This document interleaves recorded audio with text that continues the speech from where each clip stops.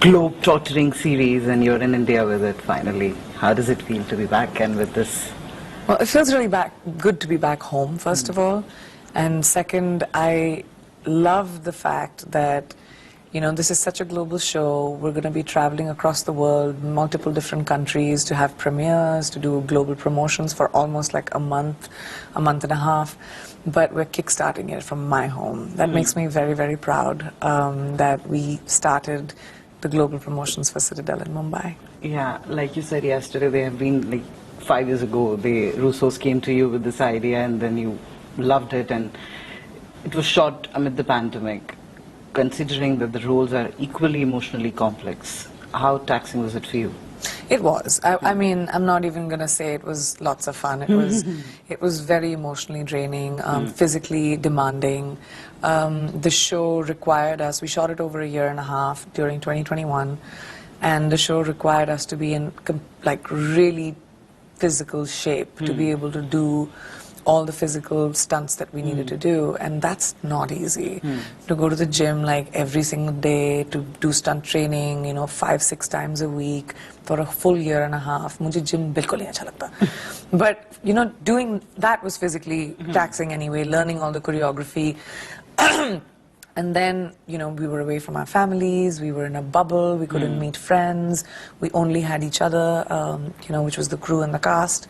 So that can, you know, be emotionally very difficult. So when we wrapped the show, I was very excited. Yeah, that's true. And it's like, even though like it feels great to see you there on posters, leading that series and all, but then beyond India, it's more also about the South Asia in general. You're representing everybody back in Asia, being a lead in a prime Hollywood series. How does that feel? I mean, apart from making you happy, does that also burden you at times? No. I mean, I've been a leading lady from a very long time. Yeah, and whether that's in Hollywood or in Bollywood, I consider myself a leading lady. It takes time to get there. It took me about 8 years working in Hollywood to be able to do, you know, leading parts like this. Whether it is, you know, in my movie Love Again, which comes out on May 12, whether it is in Citadel, or whether it was Quantico, it takes perseverance and, you know, doing smaller stuff, building your credibility, chote roles, smaller movies. And I had to do the same thing when I joined Bollywood. But that's the nature of the beast. That's just how the industry works. And I'm not afraid of hard work. I'm not afraid of perseverance. But when you finally get there and you see, you know, when you watch the show and it's like, wow, you know, I did it again. Yeah, so that's good. And it's like in Hollow, like you said, it took time. It took 8 years to reach here. But then initially, like since the beginning, the directors, top directors were very interested in you as an artist. They wanted to work with you. I mean, you have worked with some of the best already to begin with, right? What do you feel about that particular interest? What do you think clicked in terms of like working with the Wachowskis, then Russo's coming there and all? You know, I don't know. I can't answer that question.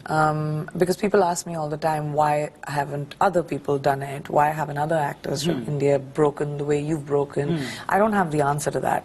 All I know is that the one thing that I did, which maybe led to it, was I didn't carry my baggage of, you know, that I come from India and I'm a, you know, star here, and like I have an entourage of 20 people. And like when you're working there, like you said yesterday also, I mean, it's all same. I mean, movie making is a process. The process of it, technical process of it is mostly same. But then, how was it to branch out in terms of, I mean, it's a whole change. The way films look over there is completely different from the way they look over here. Yeah. How was that particular shift for you? You know, I'm going to try and find a way to articulate this, because in the beginning when I first started acting in America, a lot of directors would come up to me and say, you know what, Pri, just throw it away. Just throw it away. I didn't know what throw it away meant. I was so confused, and I didn't want to look like an idiot. So I went and asked one of my co-actors, and this is in Quantico, like a long time ago when I first started working, like my first episode or something. And they said that that means don't say it with any emotion. And it clicked in my head that, oh, that's the difference between when they act in American movies and we act in Indian movies.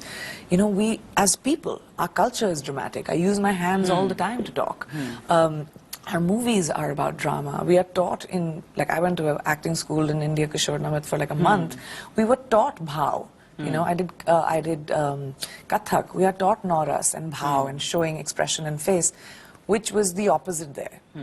Don't show it. Don't move the eyebrows. Don't move anything. Just say the line. So kind of navigating the cultural differences of expectation was different. But now, obviously after working so long, I can do that and this. Now my brain has kind of adjusted. Yeah. But in the beginning, that was difficult for me. Like approaching a scene without being dramatic. Yeah, and as surreal as it feels to achieve all this, how tiring? Like, are there any days or moments when you're like, I'm tired? No, because I found a really beautiful work-life balance. I'm not someone who overworks myself anymore. I used to.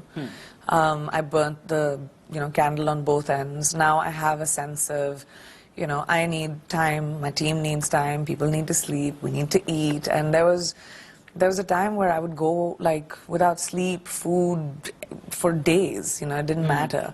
But I think my priorities have shifted. It's very important for me to have time with my family. I like to be able to finish working in the evening and go back home and actually have just time for myself. I go away for the weekends.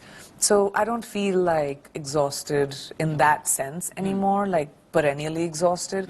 But yeah, after a night like a day like today, I'm pretty sure I'll sleep hard, Yeah, that's true. And like on screen, the representation, and we are talking about diversity in the West and everything, but you're also working really hard to make it on ground. Like, for example, organizing screenings for RRR and cello show and all that stuff. How important that particular aspect is for you to putting South Asians in the front?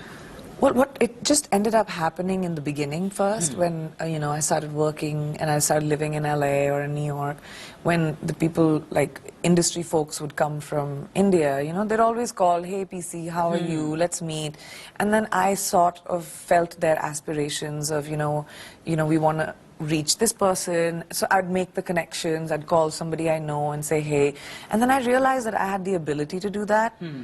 So then I wanted to do it in a deliberate fashion. Then I started like making sure that if somebody wants support from me, Indian filmmakers especially, or South Asian talent, I will try and find the way to do it. So then my company, Purple Pebble Pictures, we kind of pivoted into becoming the shoulders for people to jump off of. So young filmmakers, new writers, new talent, behind the camera, in front of the camera.